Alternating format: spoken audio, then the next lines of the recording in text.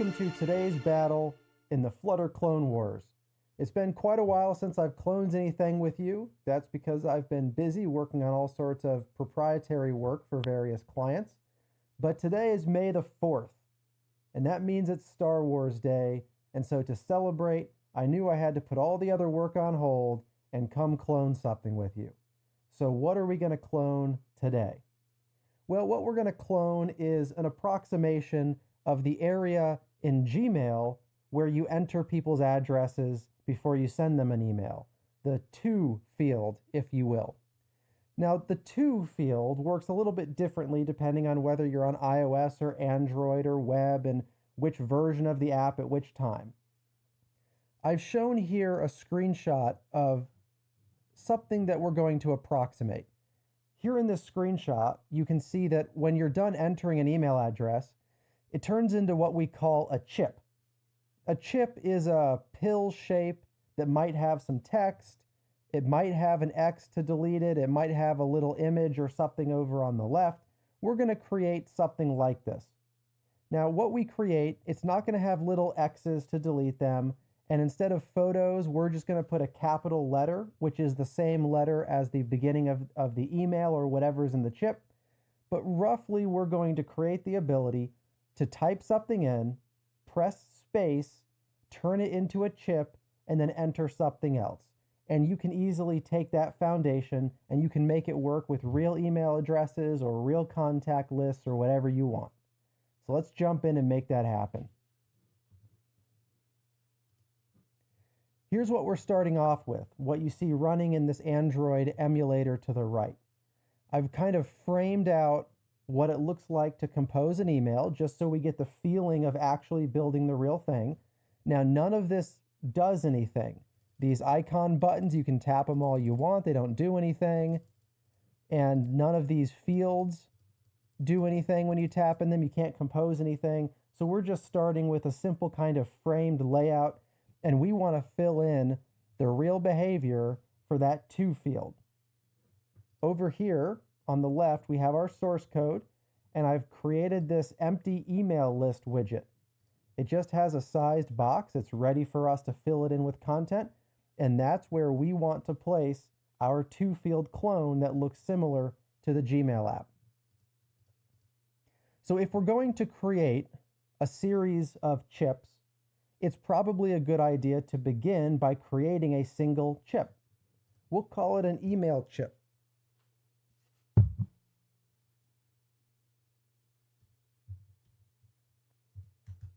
We will create a stateless widget called email chip. And that stateless widget, it will take a label. We can just call that email for now. It will take a background color. It will take a border color. And let's also have it take what we will call an avatar color, which is the area on the left. So the email is the label. The avatar color is the color of the little circle on the left side of the chip. The background color, if we want one, is behind the avatar and the email, and the border goes around the whole thing. Let's go ahead and bring those into the constructor.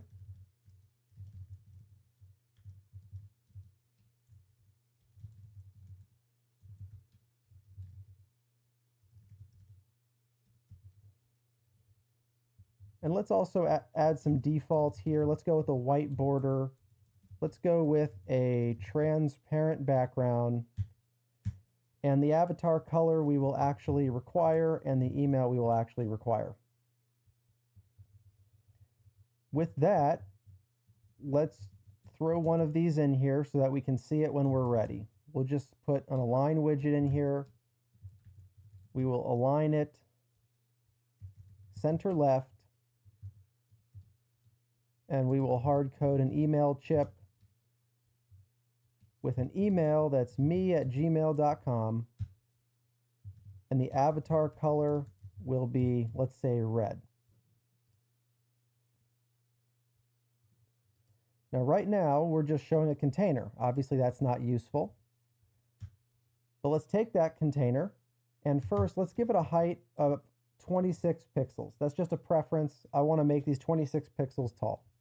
And then let's give it a decoration. Let's do a shape decoration.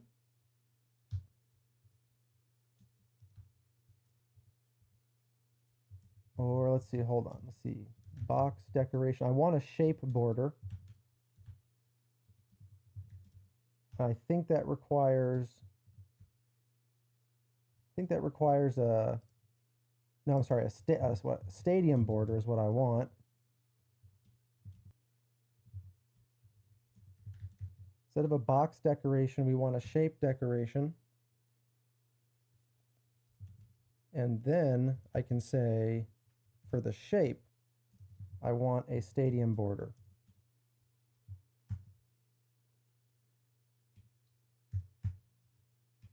And then we'll set a border side, a width of 1, and the color will be the border color as we took into the constructor.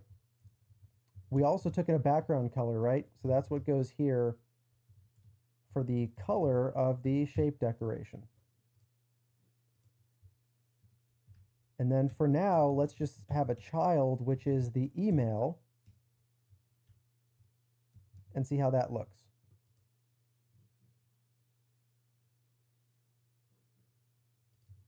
Typo there, save that.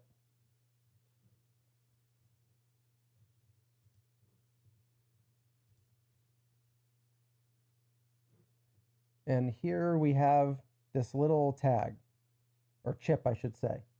This pill shape with some text inside. Let's add a little avatar space to the left.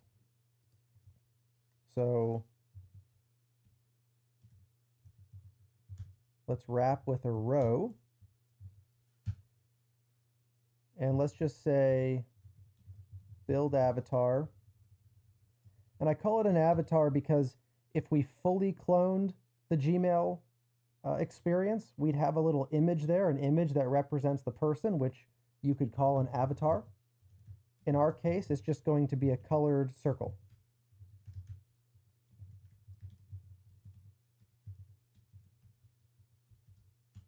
We'll use an aspect ratio to make sure that we're always a square. And then let's also make sure that we take up all available height because we've already constrained ourselves to 26 pixels.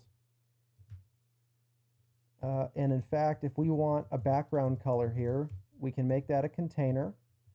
We can set the color to the avatar color. And then for decoration, we'll use a box decoration and we'll change the shape to a circle. And the color actually needs to go inside the decoration. And then for the child, right now, let's just put a letter there. Let's save that. Okay, now you can see we have a little circle with a letter. A few things for us to fix here.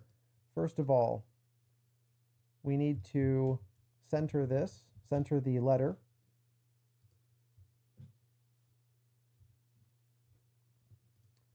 We also need to come up here to the row and we need to make it the minimum possible size.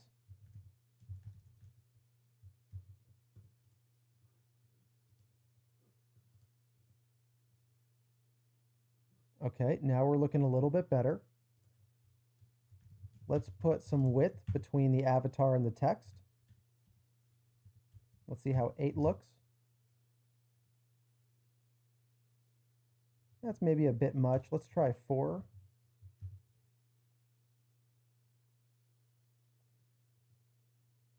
Let's also add a little bit of space on the other side of the text.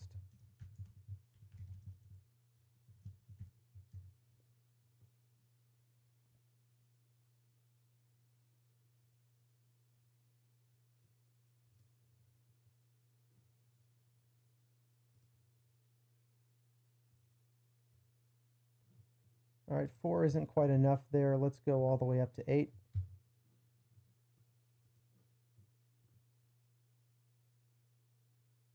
That's probably better. But, now that text is a bit large. We're not going to be able to fit much on a single line with text that large. So let's come in here and let's set the text style. And we'll bring the text size down to about 10.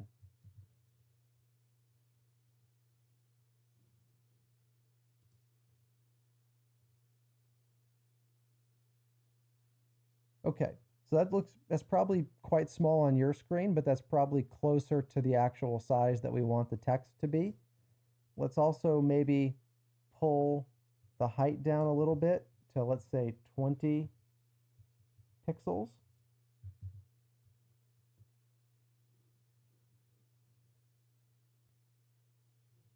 Oh, we have a problem here. I have a typo.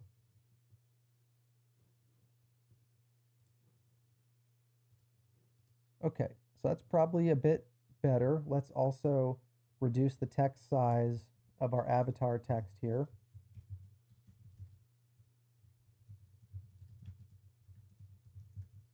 Let's try 14.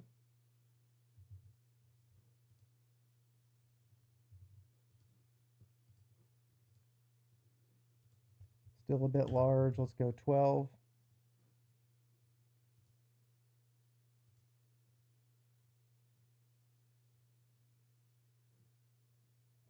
We'll go with that. And let's get rid of all these annoying warnings. Get all the constants in there. Okay. So now we have one chip, although we actually still need to decide what we want to do. Where does this avatar text actually come from?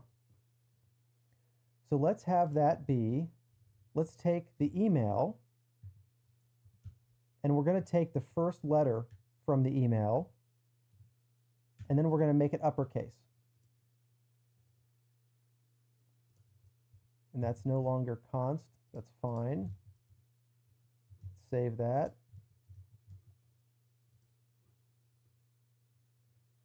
Now that's going to actually give us the same result because M is still the first letter. So let's come up here and let's try to change that. Let's have this be u@gmail. Okay, so now it says u@gmail and we have a Y sitting there in the avatar area.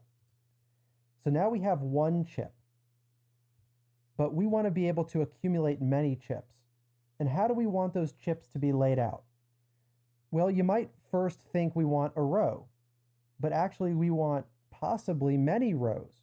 We want rows based on how much space we actually take up. In Flutter, there's a widget that's going to get us close, and it's called a wrap widget.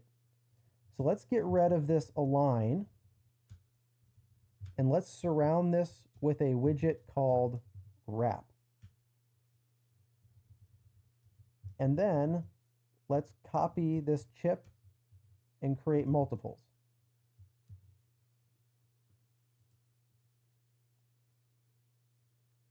Okay, you see here now that we have multiple of these chips, and let's actually fit more of them on one line so we can get a better sense of what we're looking at.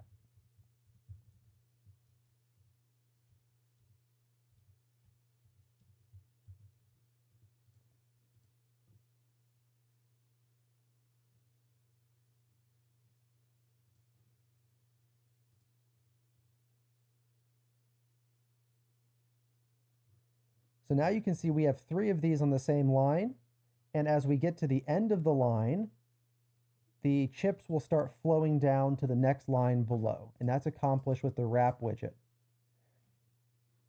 And once again, let me add enough of these so that we actually get some wrapping.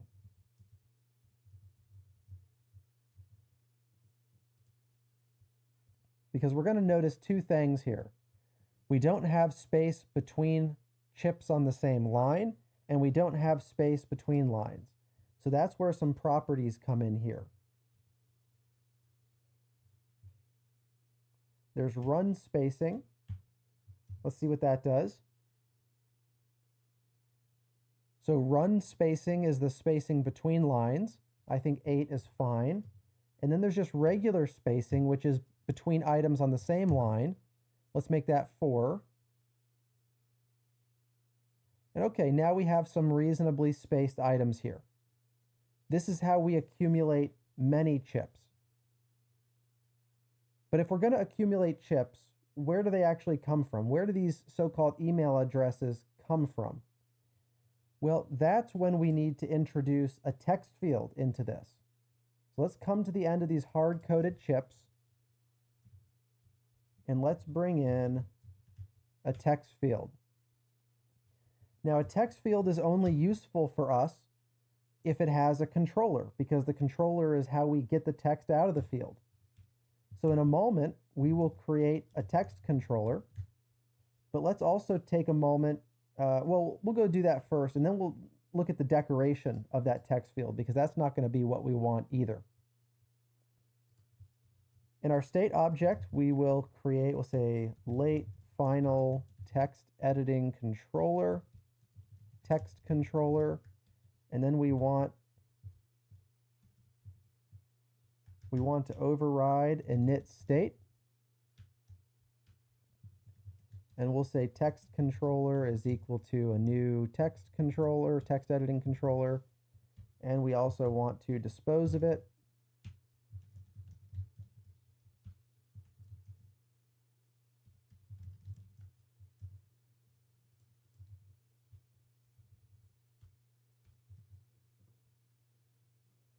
And now I'm going to do a hot restart because we need to actually reload the state object.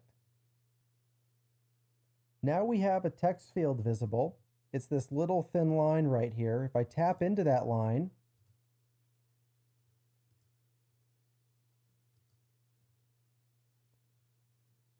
you'll see that we have a caret and the keyboard comes up. And I can start typing.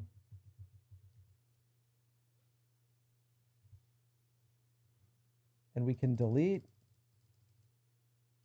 very slowly because apparently this emulator is taking up way too much resources. But in any event, what we want to have happen right now is that we enter some text, we press space, and then we take whatever text is in this field and we turn it into a chip.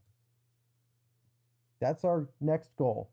And then eventually we're going to alter the styling of this text field, and we'll also need to figure out how we're going to handle deletion of chips, and we'll also need to look at how we're going to better lay out this text field so it can be next to the chips, but one thing at a time.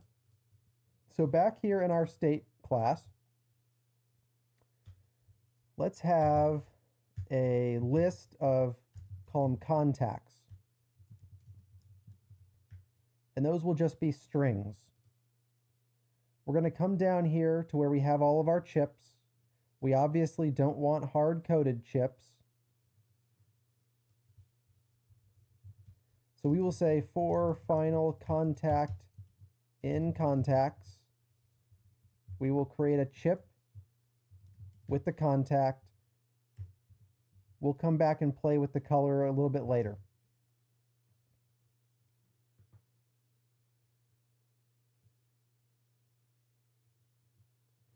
Now all of our chips are gone. I'm going to do a hot restart so we make sure that we have the list to add chips into. And while that's hot restarting, the way that we respond to things that the user types in, well, there are various ways to do it, but one way to do it is to add a listener, which will run on text change. So we'll define a method called on text change, and then we want to look at the text in the field. So we'll grab the text out. We'll say text equals text controller dot text. And then we will say if text ends with, and we'll put a space in there, or we can just say if it doesn't, then we'll return. Nothing for us to do. But if it does, we want to do a little bit of surgery here. We want to say,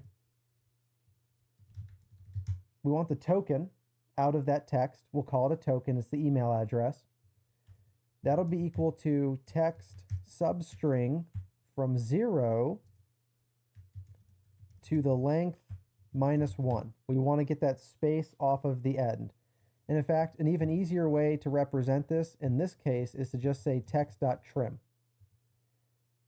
And then we want to clear the text out of the field. We'll call clear, and then we'll say set state. We want to draw our new token, right? So we'll call set state, and we'll say contacts add token. Let's save that. Do a hot restart. All right. No contacts right now. Let's tap into this field. And let's type in you@gmail.com.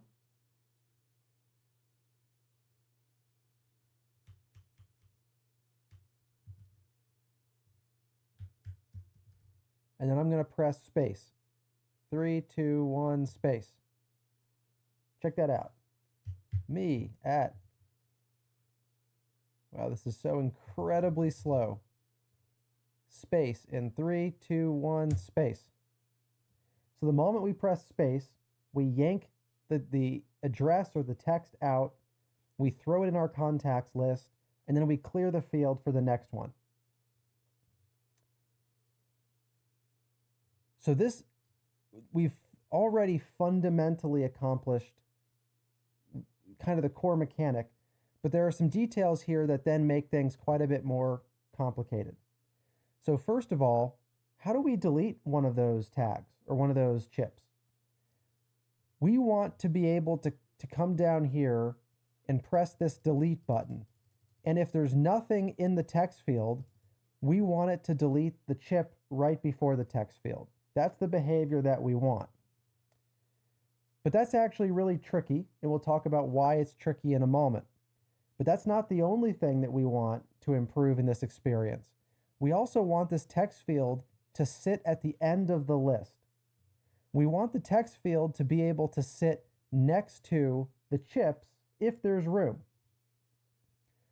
Now, to my knowledge, there's no way to make the wrap widget do that for us. And so what we have to do in this case is we actually have to build our own custom render object.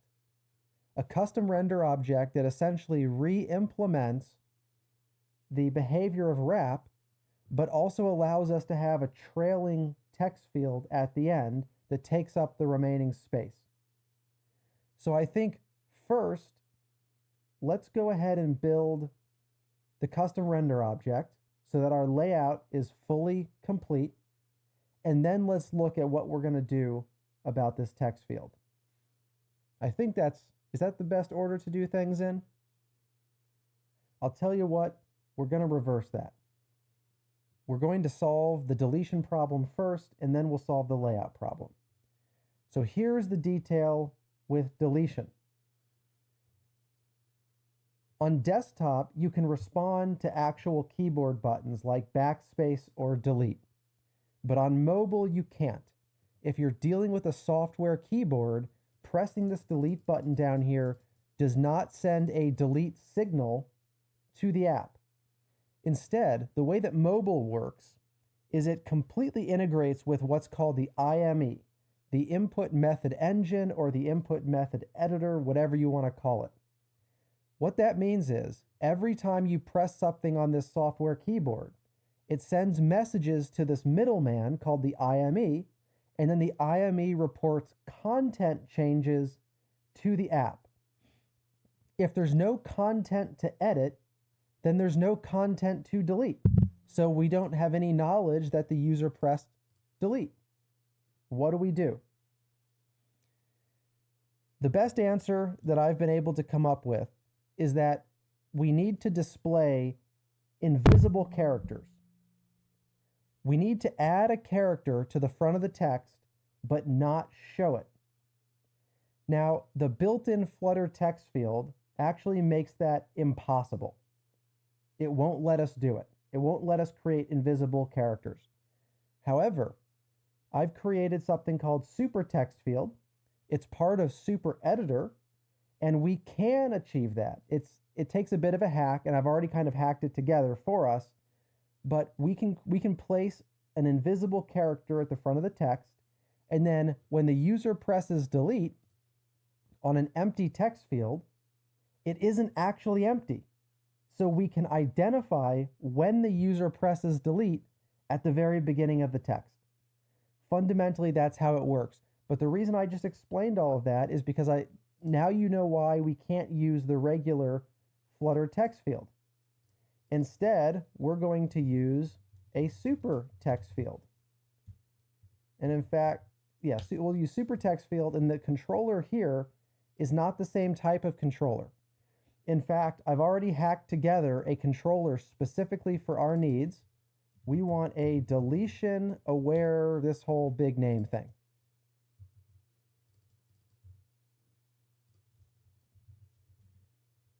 So let's just save that and hot restart and see what happens. One thing we have to do here though is this controller uses a different type of text, so we have to go one level deeper to actually get the string out of it. That's fine. Let's save that and let's do a hot restart. Oh, still got a bug here. What do we got?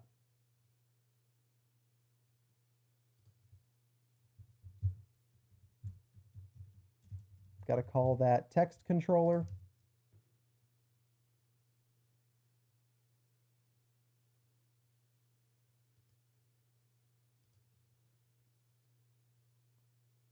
Let's see if this text field still works for us.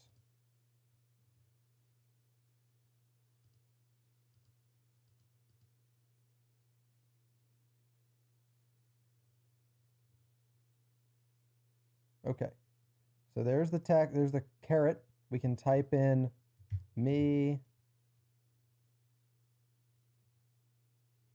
at gmail.com.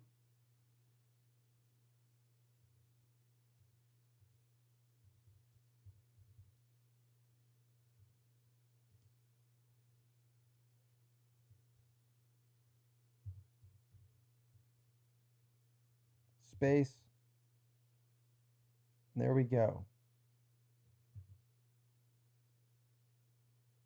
One thing we do need to do in this case, because we're calling clear, really instead of clear, see, clear in this case is removing the caret. Let's see what else we can do. Let's just say text equals, or actually, I'm sorry, let's call update text and selection, and we will give it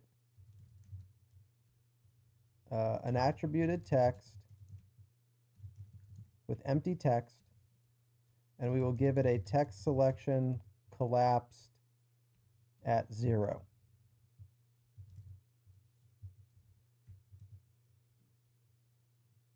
Well, and actually, now that I think about it, I added a method to this controller to do this work for us. So in fact, what we can do is we can say text controller extract leading token, and I think that will also reset the content for us. Let's find out.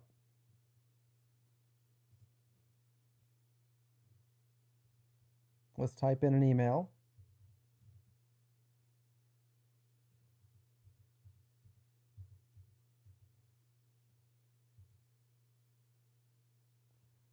Okay, that's what we expected.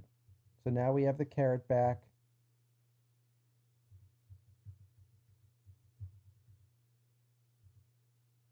And we can put in multiple tags. Now I said the reason that we changed this text field is so that we can delete upstream tags. Here's what we're going to do. We have our list of contacts. I keep calling them tags. I'm using the term tag and chip interchangeably. We have our contacts, one for each chip. We're also going to have this integer called focused contact. Here's the thing. We don't want the user to accidentally press delete and lose the previous contact. We want to kind of give a visual indication that it's going to happen. So we're actually going to require 2 deletes or 2 backspaces. One of them is going to highlight the tag and the second one is going to delete it. With that said, we want to say we want to pass in a listener for on deletion at beginning, and then we will say delete email, and that's a method that we need to define.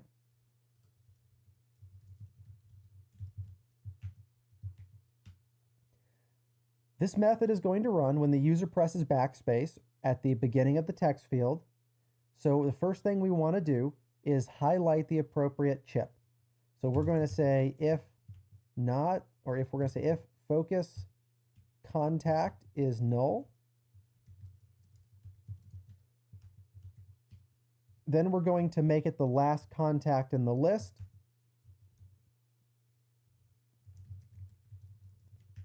And we're storing an index in there. That's why it's an integer. And then we're going to return. But if we've already highlighted, then we're actually going to say set state. And in fact, we're going to set state no matter what. So we'll do that. And in this case, we're going to say contacts, remove last, and then we're going to set the focus back to null. But we still need to actually honor this focused contact. So down here in our for loop, we're going to set the background color, and we're going to say if focused contact, that's an index, remember, so we're going to say contacts focused contact. If that is the contact we're looping through right now, then we're going to set the background color to white with like a 20% opacity. Otherwise, we're going to keep it transparent.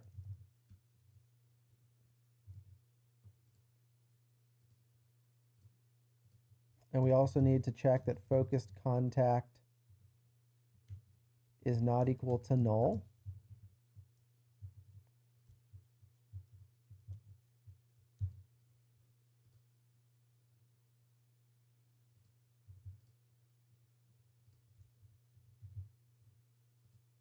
Okay, save that. And we're going to wait for this reload to complete. It thinks that it's reloaded. Let's see. Actually, sorry, we need to do a hot restart because we have to rerun init state because we have to recreate that controller.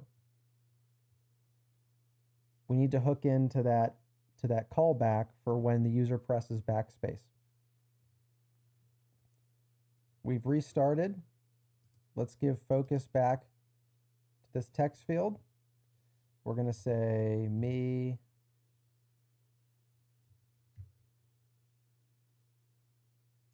at u.com space. Now let's press delete. And that did not have the effect that I thought it would.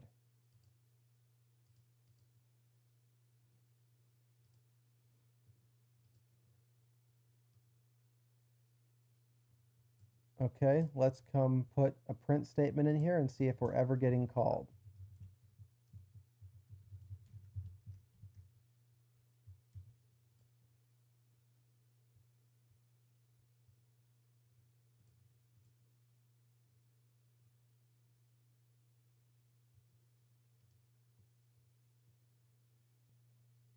Okay, it turns out that with the recording software, the emulator is just way too slow.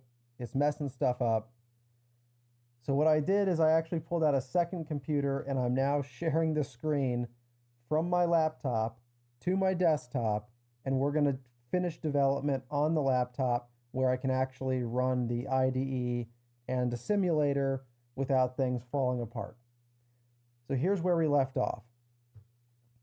Here in the, now we're on an iPhone simulator because that's running faster on my laptop.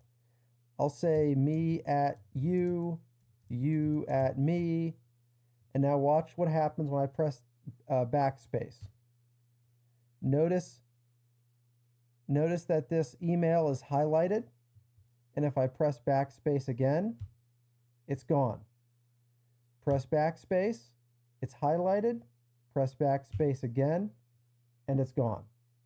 So that's what we expected to happen. That's what this delete email is doing for us.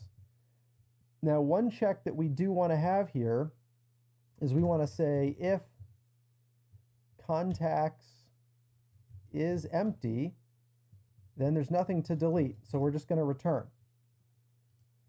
Similarly, if the user highlighted an email, for example, let's see what happens if I say me at you, you at me, and then I press backspace. Now it's highlighted. Now I start typing again. It's still highlighted. But it shouldn't be highlighted because notice that pressing backspace now isn't deleting the email address, right? So really, anytime that there's content in the text field, we don't want to delete, we don't want to highlight an email address as if we're going to delete it. So here in onTextChange, we're going to say if text is not empty and focused contact is not null, then we're going to set state and we're going to remove the highlight. Let's save that. We'll come back here. Let's go ahead and delete that one, but then I'll say you at me again. Now I'll say backspace, it's highlighted. Then I'll type an H. Now it's not highlighted. Highlighted, type an H.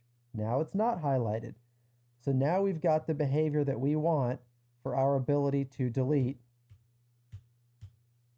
existing addresses that are sitting as chips. This leaves us with one final challenge. Notice again that as I type things, me at you, like right now, there's plenty of space over here on the right, and yet our text field is pushed down below our addresses.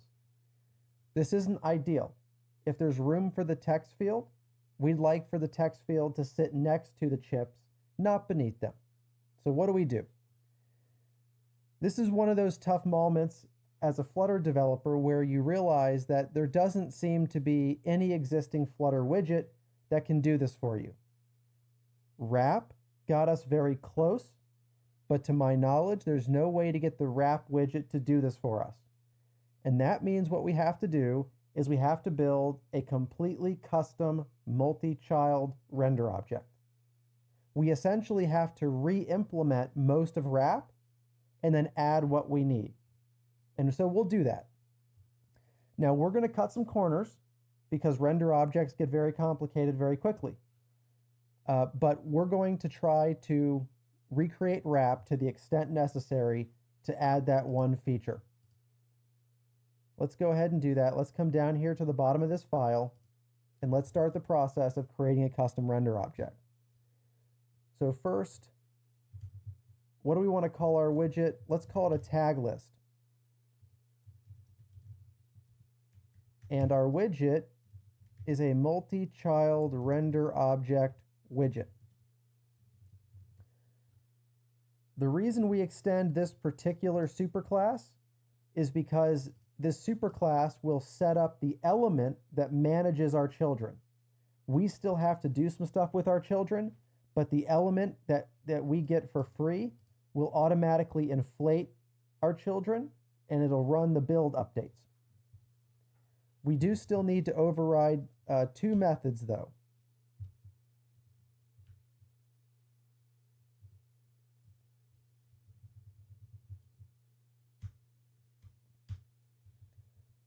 So the first one is absolutely necessary, which is create render object. This is a factory method. This is where we return the initial instance of our render object. For that, we need a render object, right? So let's define render tag list. And that will extend, for the moment, a render box. We'll add more stuff to that later. We'll come up here and we will return render tag list. But odds are, if you're going to create a render object, you're also going to want to override it, or update it. So we'll say void update render object, build context, and we're going to be given our tag list back. Now we don't have any properties to update quite yet, but we will. So first you need to create your render object when asked, and then you need to update it when asked. Let's see, what's it complaining about here? Okay, this needs to be a render tag list. Okay. And then we're going to want the same constructor. We're going to key, and we probably want super.children. That's where we pass in our children. So right now this does nothing, but let's go ahead and show how we introduce this. Let's go back up to where we have our wrap widget. See, right here is our wrap widget. And we're just going to replace this with our tag list.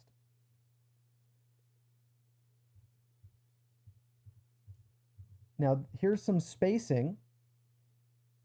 We still need that spacing. I don't know if those are the best names for it, but we can just go ahead and use those same names. So our tag list needs to have a spacing property and a run spacing property along with the children. Okay, let's come back down to our widget called tag list. And let's define a double called spacing and a double called run spacing. And in our case, we'll just require them. You could make them optional. You could give them default values of 0. That's fine. We're going to require them because we're building this just for us. Now, what do we do with these properties? Usually when you create a widget, you take the properties and you pass them into other widgets in your build method, right? But this is a render object. This is the end of the line. So here we send the properties into the render object where they actually get utilized. That's where we actually apply those values. That means that our render tag list render object needs to also have those properties. Let me grab these guys.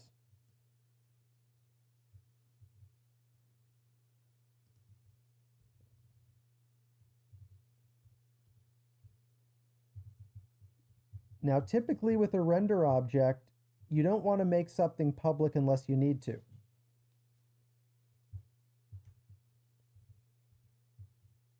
See, render objects are imperative, and someone might actually use your render object directly, and they might call your APIs.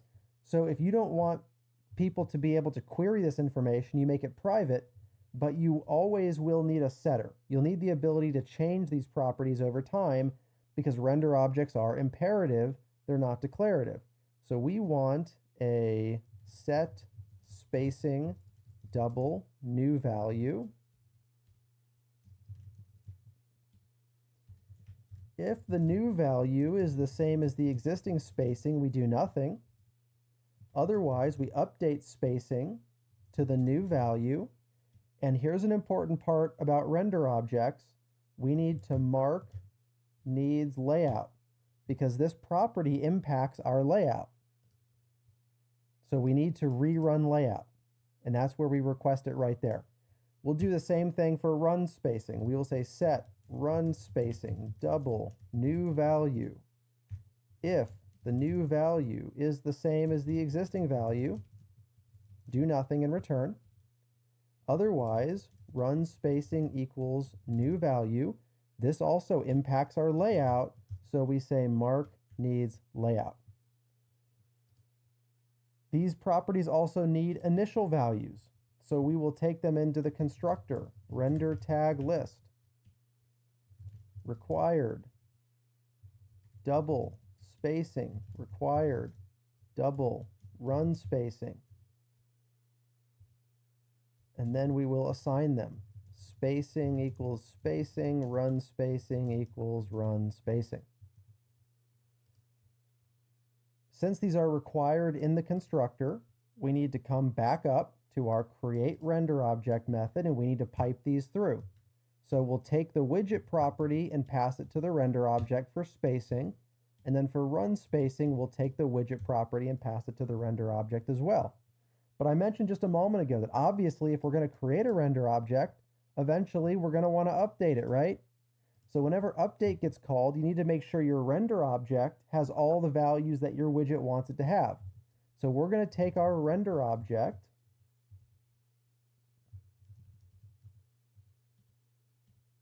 and we're going to set spacing equal to this current widget's value and run spacing equal to the current widget's run spacing.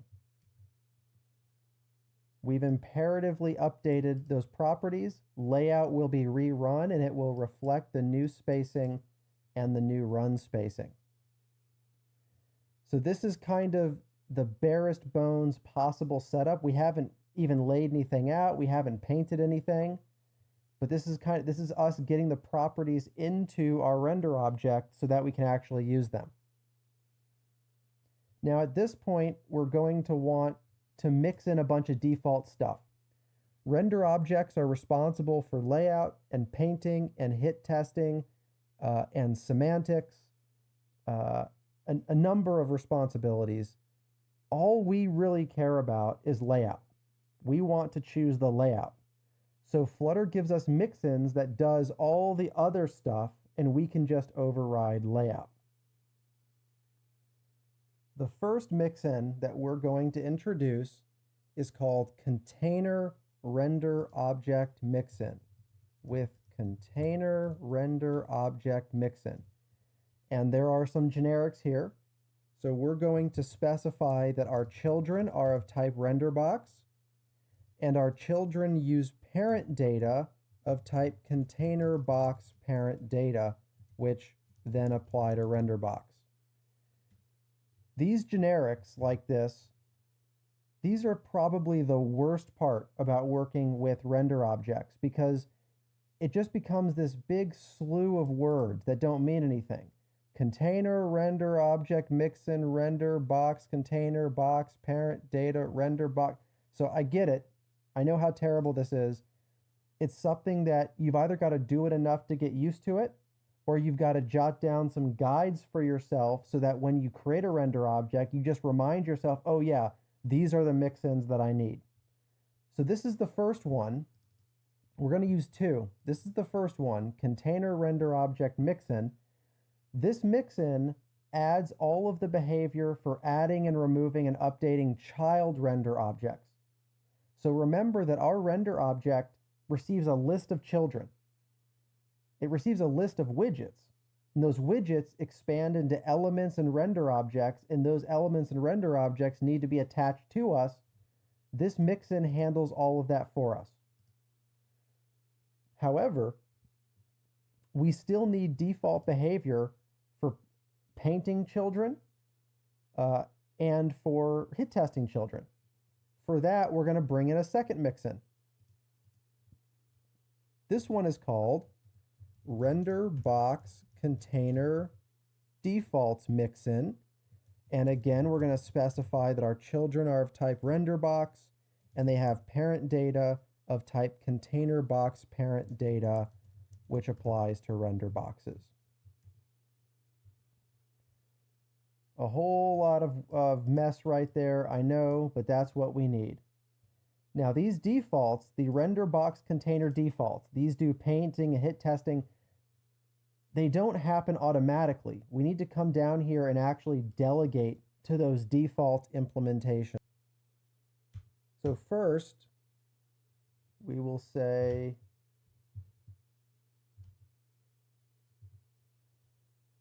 we will override hit test.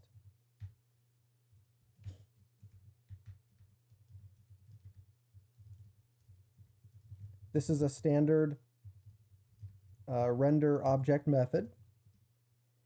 And we, instead of implementing this ourselves, we will simply delegate to the default that we mixed in. There's a default hit test children. Now we have to do this little wrapping of the incoming result, but other than that, we pass the incoming arguments right down into the default implementation that came from our mixin. And then we're also going to do that same thing for paint.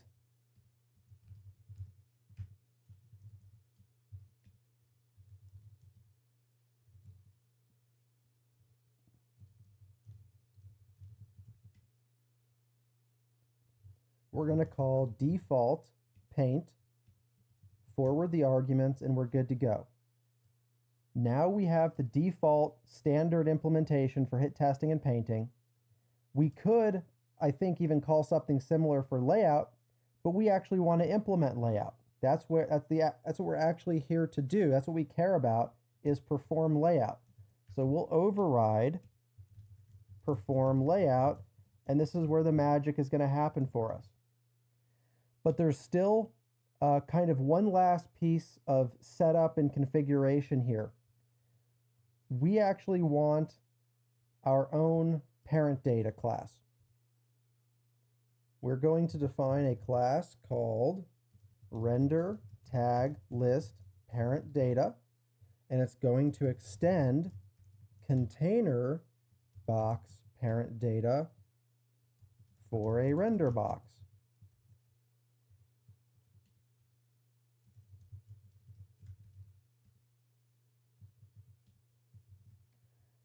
For the moment, I'm going to leave this empty, but you're going to see a little bit later on why we want to control our own parent data, okay?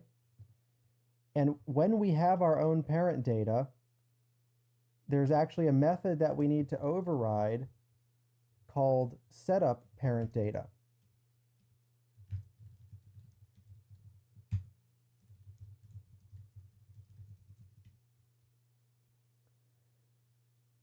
This is a method that's called on our behalf so that we have an opportunity to attach a brand new parent data of our choice to any given one of our children.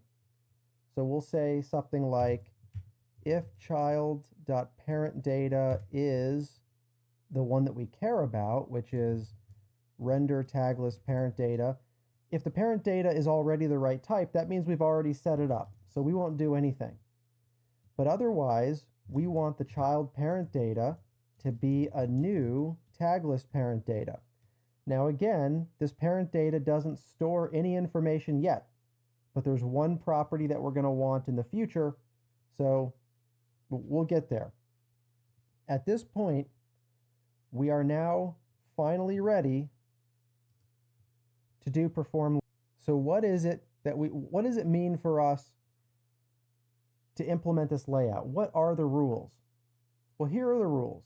First, we forget the text field behavior that we want. Let's just try to get the standard wrap behavior back. The standard wrap behavior says start at the top left and lay out every child from left to right as long as you have horizontal space. If you run out of horizontal space, go down to the next line and repeat the process. That's what we now want to implement in perform layout. If we're going to lay out our children, then it stands to reason that one place we should begin is by getting a reference to our children. Get children as list. This method, get children as list, is one of the things that's implemented by one of the mixins that we added. So it holds on to the children and gives them to us. Then, for each of those children,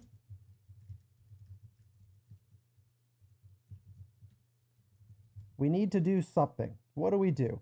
At a minimum, we need to actually lay out the child. We need to call layout on the child.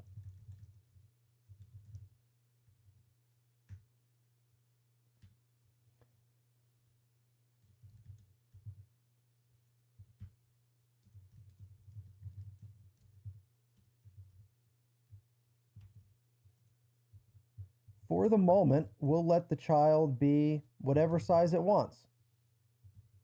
And we're going to use that size to further determine our layout. But at a minimum, we've got to do this. For every child, we say, here's your constraints, decide how big you want to be.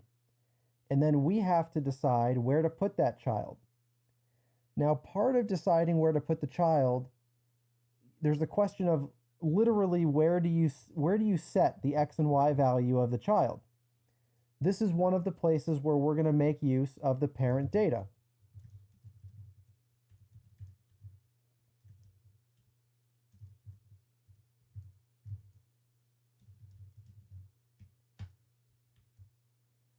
And because of the superclass that we used for parent data, our parent data has a property called offset. So the answer is we set the offset property in the parent data for each child, and then in the paint method, the default paint implementation will honor that offset and will paint the child at that offset. But this means we need an X value, and it means we need a Y value for every one of our children. So we're going to have an X that starts at 0. We're going to have a Y that starts at 0. And for example, down here we might do something like pass in X and Y, and then we take X and we say add the child width to it. So that would place all of our children horizontally. Now, in a moment, we're going to actually see what this little bit of layout does that we've already implemented, but there's one thing we still have to do, which is set our own size. And to do that, I'm first going to come up to perform layout at the top, and I'm going to grab the max width, because I think we're going to want that for other stuff. But we're also going to set our size based on that. We're going to say our size equals our maximum width, and then let's say accumulated height. And what is accumulated height? Let's go make that a property up here. Accumulated height will start at 0. And then, for the moment, we're just laying out in a single row. And so we don't need to add multiple rows to accumulated height, but for every child, we'll make accumulated height equal to the maximum of the new child height or the existing accumulated height, because the children can have different heights. We want to be as tall as the tallest child, and that's what we do right there. Okay. Save that. And let's go see what these complaints are. Okay, these should not be final.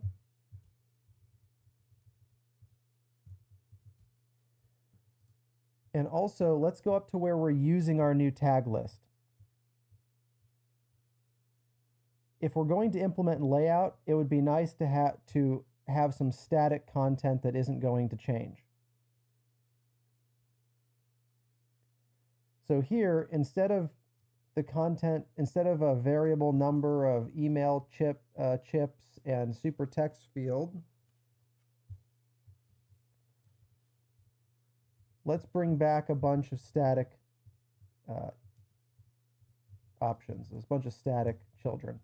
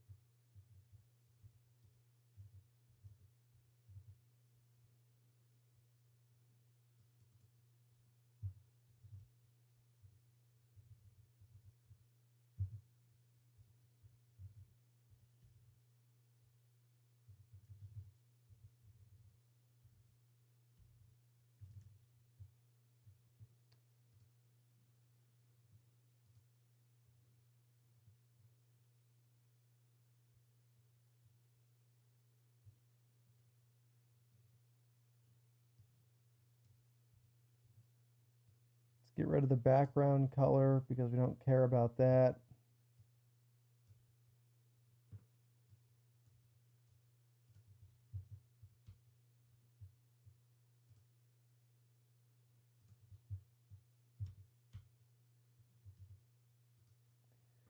Okay, and we'll do a hot restart. All right, over here on the right, notice that you can see our children. These these chips are inside of our custom render object. We made that happen. Okay. Now let's add enough so that it goes too far to the right. Let me just take all of these chips and copy them and save. Now notice that we go right off the right side of that cliff. And that's because we've only laid out a single row. Let's come back down here to our layout method and let's figure out what we're going to do about this.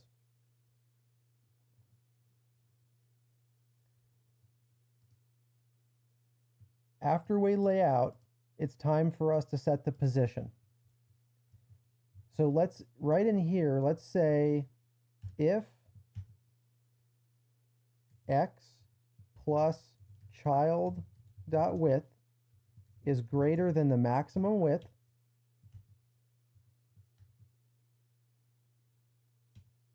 then let's start a new row.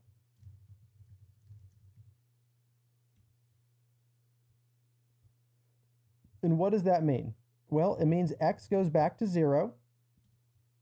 It means y adds, we need some kind of row height.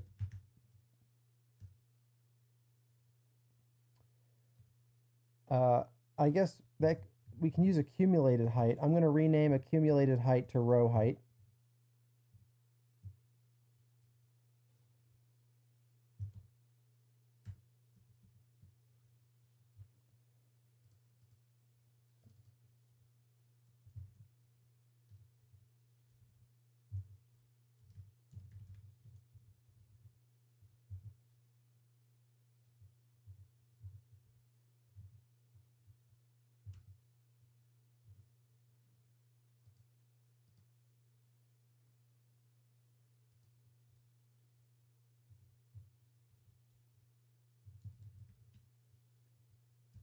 And row height needs to go back to 0.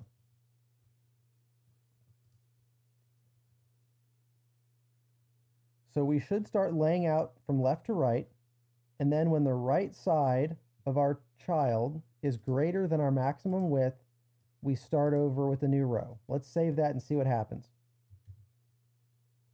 Oh, look at that. So now we have multiple rows. Next obvious problem is that we don't have any spacing between items or rows.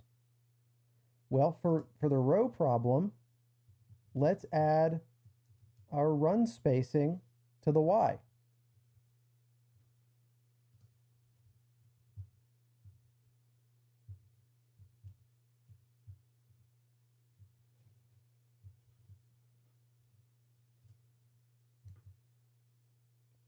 Now we have spacing between the rows. What about between the items?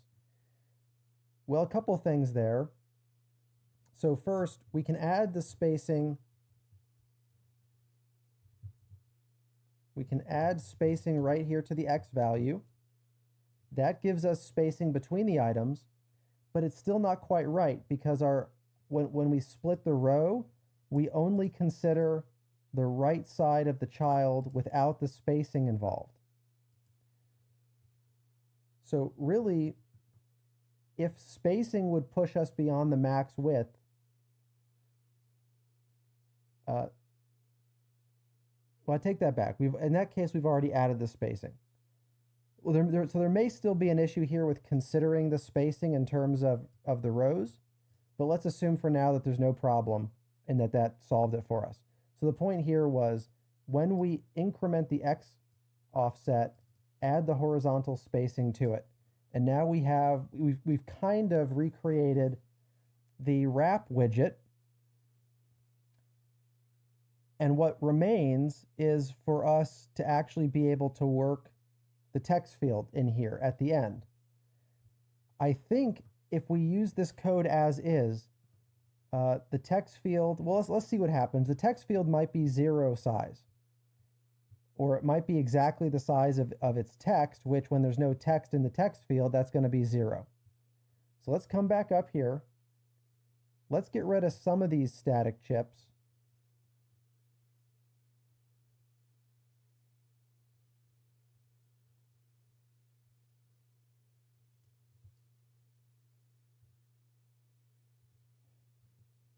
And let's bring back the text field.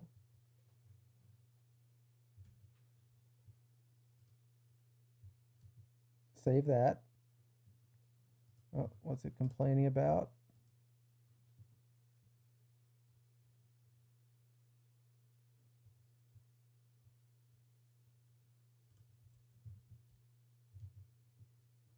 Okay. All right, something is going very wrong in our layout here.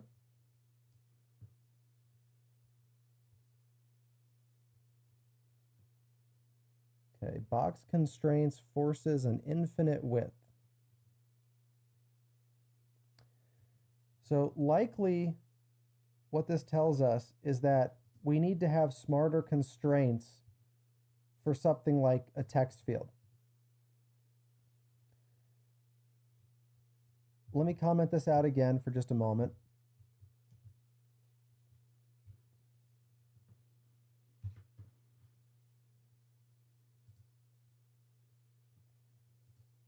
So regardless of the current constraints, we want to treat the text field in a special way. We don't want the text field to take up its natural size. We want the text field to take up the remainder of the space on a given row, but we only want the text field to do that. To accomplish that, we're actually going to use a special, we're going to configure the parent data for the text field to let our layout know that we should handle it differently. I'll bring back the text field. Now, before we get into the parent data stuff, one thing to remember is that sometimes there's very little room at the end of a row. And when there's very little room left, we actually do want to push down to the next row. So to help us accomplish that, I'm going to surround super text field with a constrain box. And on the constraints, I'm going to say minimum width of 100. So this will allow us, so we can still put the text field at the end of a row, but if we don't even have 100 pixels of space, we want it to go to the next line. But now comes the parent data part. We can use a parent data, actually, I'm sorry, we have to actually create an implementation of a widget for this. So, you know, in stacks, when you use the positioned widget only works inside of a stack. The stack actually reads that information during layout. That's what we want to create for us. I'm going to come down. So remember that we created our own parent data class? First, I'm going to create a property on this. I'm going to say it's going to be a Boolean.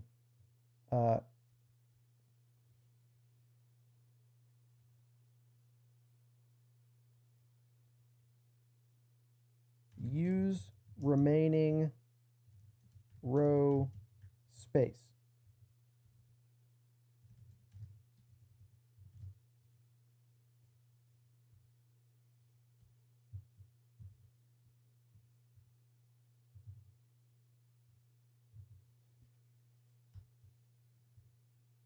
So now the parent data, we have this idea of should this particular child use the rest of the row, or should it behave normally? By default, it's false. It should behave normally. But now we're going to create a new widget. We're going to call it tag list fill remaining space. And we're going to extend parent data widget. And we're going to tell it what kind of parent data we're trying to configure. And that's a render tag list parent data. And this widget wants us to override a couple of methods.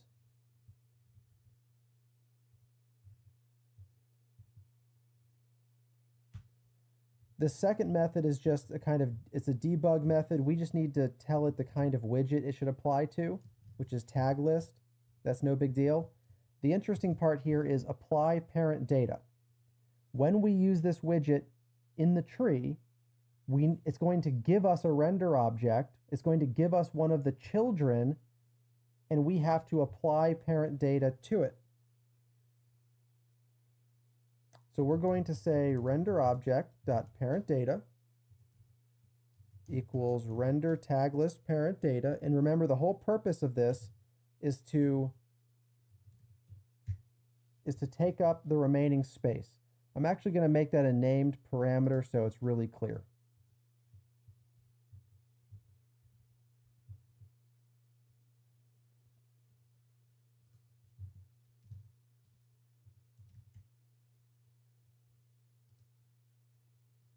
And we also need a constructor that matches the superclass. Now we have a widget called tag list fill remaining space. Let's go back up to our widget tree where we have our tag list, and here's our text field. And now we're going to surround that text field with our new widget.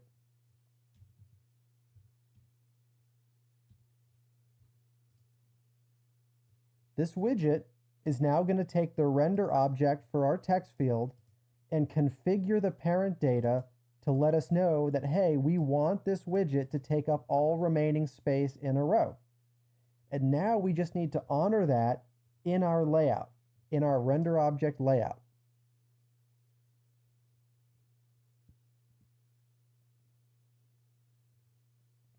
And that means we have two different situations to deal with in here. Previously, or normally, we do this thing where we say, hey, be whatever size you want. Well, that's not what we want to do if the child that we're measuring or child that we're laying out wants to take up the remainder of the row. In that case, it needs to only be as big as the remaining space.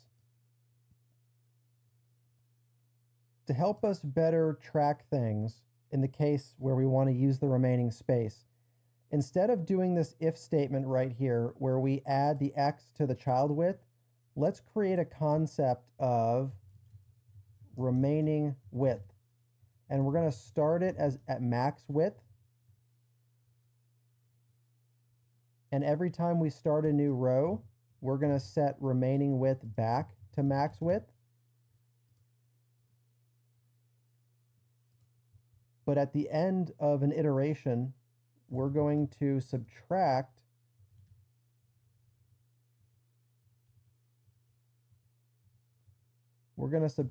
the width of the child, and we're going to subtract the spacing. Because then our if statement becomes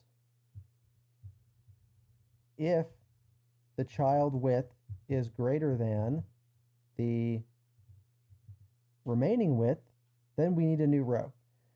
The reason this is useful is because now it's easy for us to compare the desired size of our text field with the remaining width. Let's take this parent data and let's make this one of the first things that we obtain up here. Because then with our parent data, we're going to say if parent data use remaining space, we'll start with the normal case of not use it. Well, in that case, we're going to do layout as we have been. We're just going to let the child be whatever size it wants. Otherwise, we need to be a little more careful with what we do here. The first thing we're going to do is we're going to say child max width. We're going to say child get max intrinsic width. Let it be whatever height it wants. This is us kind of asking the child what size it wants to be, if it could be any size. But this is based on the content that's actually in the child. So in a text field, for example, an empty text field has a max intrinsic width of 0. But in our case, we put that constrained box around it, so we're going to have a max intrinsic width of 100 until the text field fills up with more text. And we're going to say if child max width is greater than remaining width, this means we don't have enough room we're going to have to start a new row again.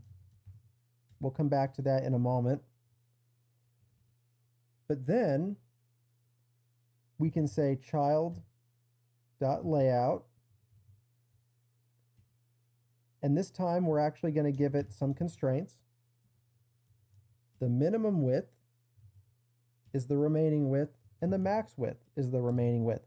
This means we are forcing this child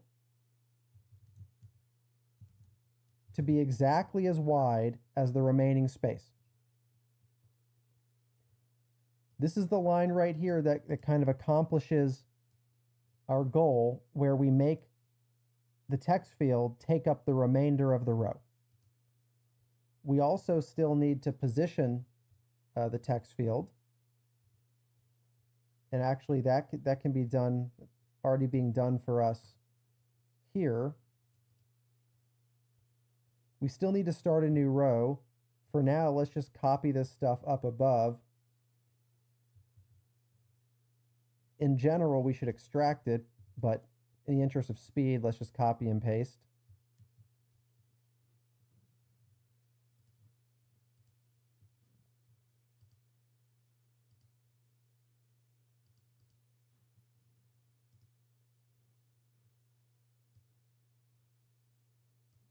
And let's see here. First, let's make sure that we're actually laying out the text field.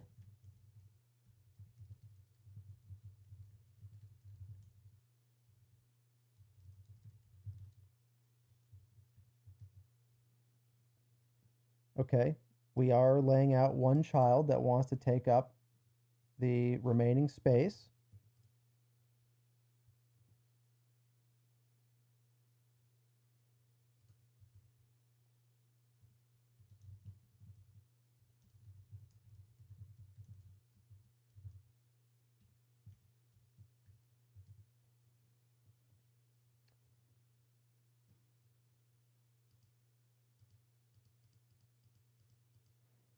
That remaining space seems relatively large, seems larger than it probably should be.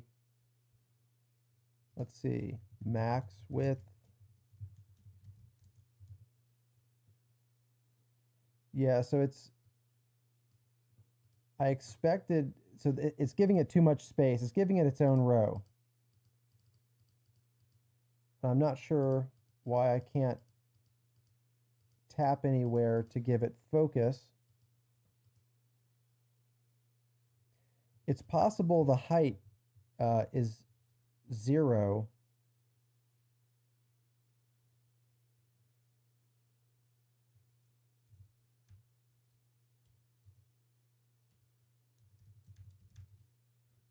Although that shouldn't make a difference. Let's go up and remove one more of these chips to create more room on that second line.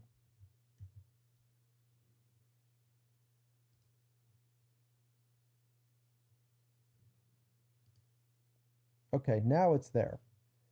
So I'm not sure what happened a moment ago, but see this blinking caret cursor right here? Now we're at the end of the line, and we can say me@you.com.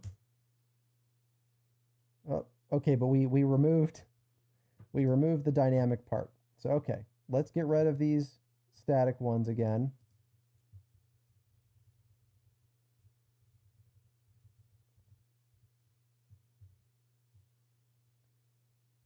And let's bring back the dynamic chips.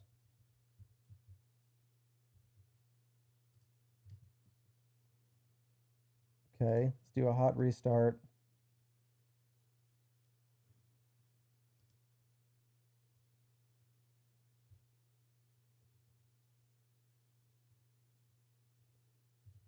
So we'll say like me@you.com. Okay, now notice that I'm still typing over here to the right now. Now we're not pushing down to the next line. We're laying out at the remainder of this line. 1, 2, and now when we ran out, when there's less than 100 pixels over here to the right, now we're down on this second line. 3, 4, 5, 6, 7. Okay. And then we can start deleting them.